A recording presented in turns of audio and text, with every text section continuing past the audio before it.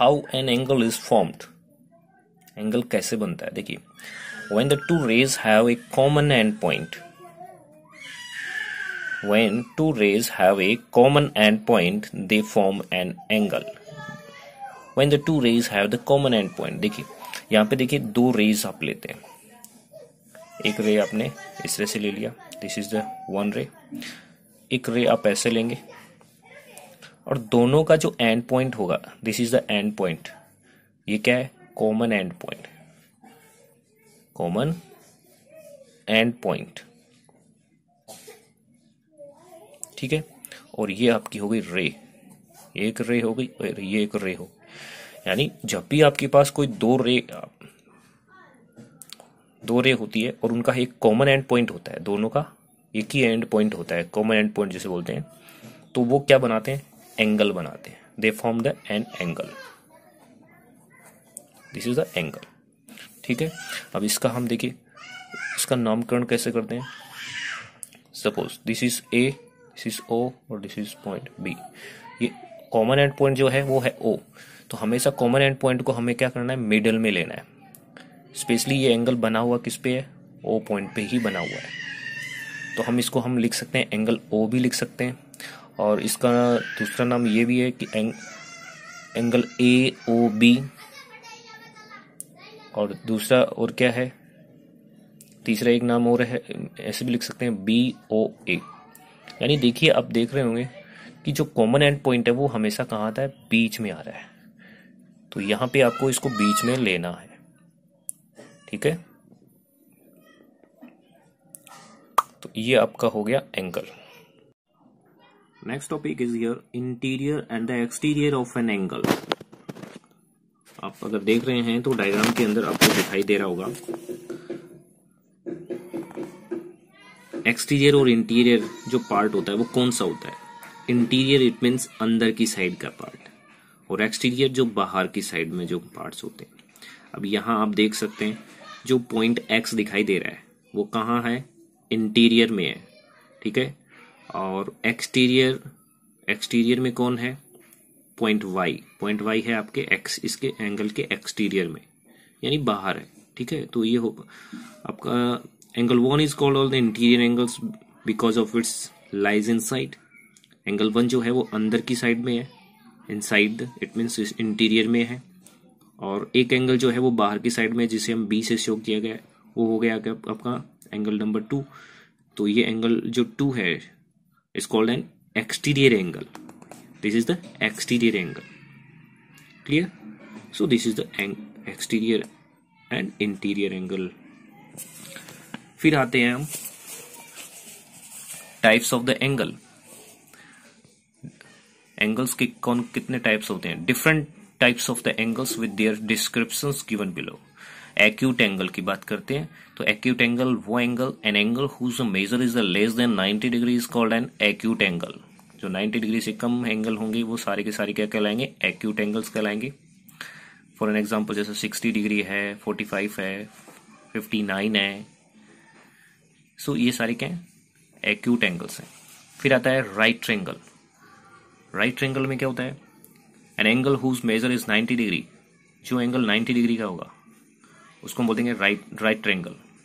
तो इसमें 90 degree compulsory है, 90 डिग्री एंगल को ही हम राइट एंगल बोलते हैं, ठीक है। थर्ड आता है ऑब्ट्यूस एंगल। ऑब्ट्यूस में क्या होता है, an angle whose measure is greater than the 90 degree but less than the 180 is called an obtuse angle.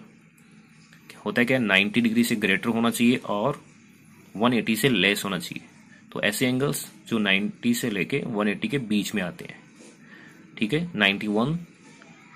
91 is obtuse angle और 179 is also obtuse angle. Then straight angle. Straight angle में देखिए, straight angle में कौन आता है, an angle whose measure is 180 degree is called the straight angle. तो ये जो स्ट्रेट एंगल यानी सीधी लाइन पे जो एंगल बनता है that is the 180 degree. 180 degree angle को ही स्ट्रेट एंगल बोला जाता है।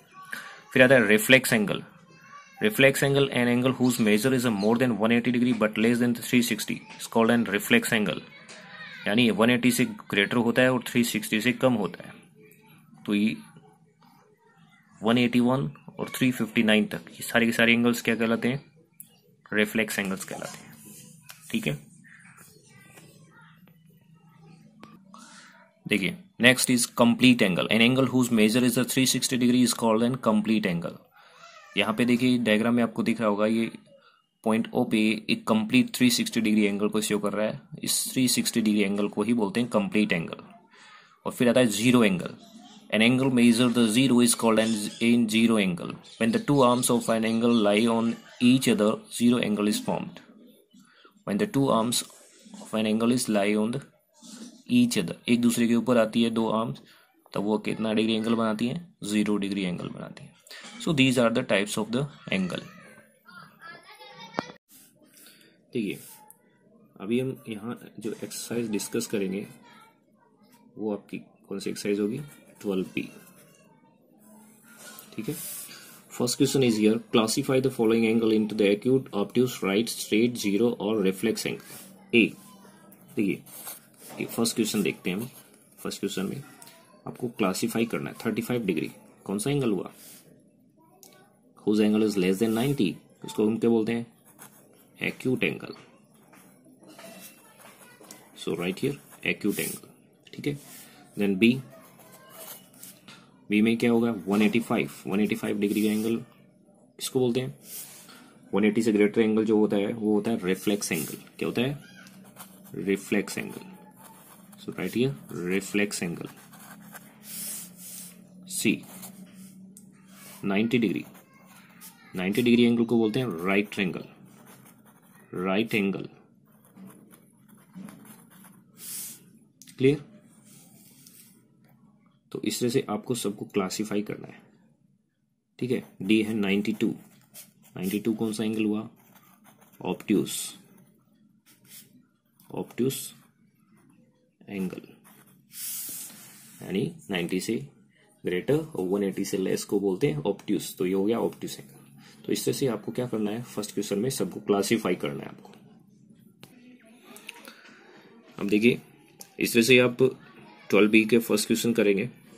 अब इसमें एफ जो है 30 डिग्री है। 30 डिग्री एंगल को क्या बोलते हैं? जो 90 से लेस होता है उसको बोलते हैं एक्यूट।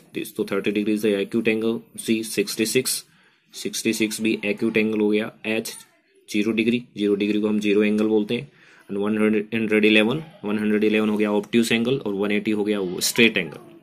सो आपको इसको क्लासिफाई करके बताना है कि ये किस टाइप का एंगल है।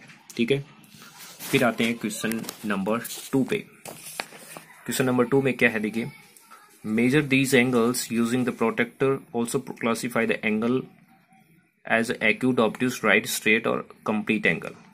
Major these angles using the protractor की हेल्प से आपको इसको मेजर करना है और ये बताना है कि ये एंगल किस टाइप का है, ऑब्ट्यूस है, राइट है, स्ट्रेट है या कंप्लीट।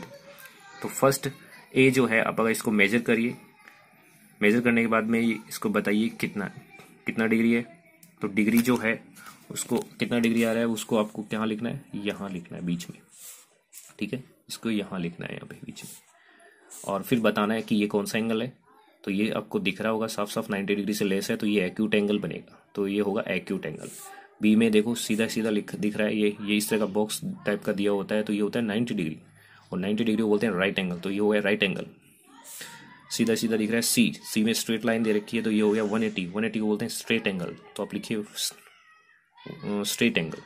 तो इससे से आप डी, ई, एफ और जी कंप्लीट करेंगे। ठीक है, फिर आता है question number 3। Use your protractor to draw these angles. 40 degree आपको बनाना है किससे? प्रोटेक्टर की हेल्प से। तो 40 डिग्री एक पहले स्ट्रेट लाइन ड्रॉ कर लीजिए, उसके बाद जहाँ 40 है वहां पे पॉइंट लगा के उसको उससे ज्वाइन कर दीजिए। ठीक है, तो आप इससे बनाइए और इसको कंप्लीट करें।